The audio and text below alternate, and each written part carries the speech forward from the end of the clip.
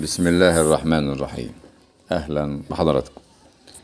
شغلانه بسيطه كده، بسم الله ما شاء الله، حاجه بسيطه كده بفضل ربنا. في الاول وفي الاخر خلصناها في ساعتين. خامه بحبها جدا عشان لونها الهادي.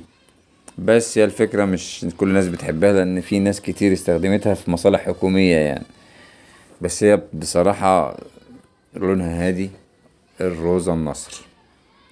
عجبتني ليه بقى هنا؟ علشان 4 سنتي.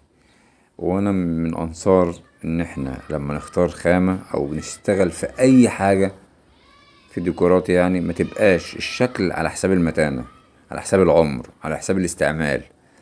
اعتقد ان الكلام ده كده موضوعي، و بتكلم في الصميم.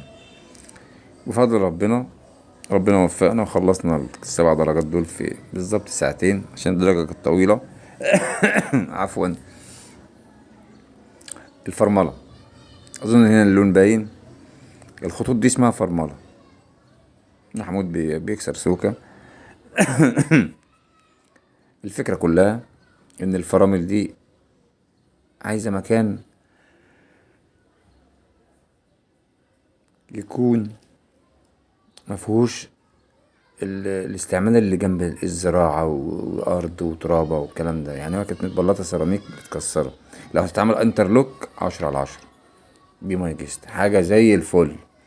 لكن لو اتسابت ترابة كده، الفرامل اللي هي 3 خطوط اللي ورا بعض دول هيبقى مشكلة. هتلم طينة، هتبقى شكلها مش حلو. انا مركز عشان اوري اللون لحضراتكم. ليه؟ لانه فعلا شكله هادي وشكله جميل واللمعة فيه رهيبة. كمان محمود كان جايب حتة، بسم الله ما شاء الله، تمام يعني الشغل تبعه. المهم ربنا اكرمنا. وطبعا لا اخفيكم سر ان انا ما بسكتش، كل ما اروح في مكان لازم اصور لما يكون المكان جميل. فيلا بسم الله ما شاء الله، ربنا يبارك لاصحابها. محمود خلص شطف، كان فاضل الكوبيستات الصغيرة دي خلصناها.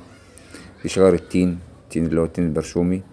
وشوية كده وهطلع هناك عند شجرة جوافة.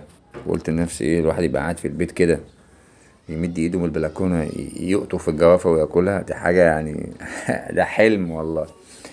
بسم الله ما شاء الله. الشغل كان خفيف وظريف، وما احتاجش مننا مجهود كتير. والحمد لله نفذناه على الوجه الأكمل يعني. اهي شجرة الجوافة اللي أنا قلت عليها، بسم الله ما شاء الله. ووراها برضو في شجرة مانجا. ربنا يوسع على أصحابها كمان وكمان.